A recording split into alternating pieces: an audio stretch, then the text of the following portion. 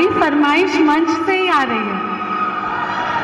तो एगो गाना आजकल रील पर बहुत वायरल होता, वो गाना के दो लाइन आप लोग के सुना देता नहीं। देखतानी मीठी मीठी मुस्की तू मारा तारा,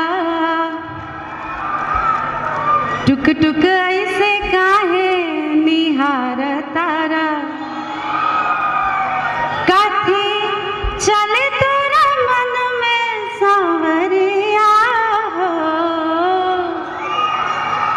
आगे के लाइन अगर हम ना भी गाई तब वो चलिए आप लोग गा दे।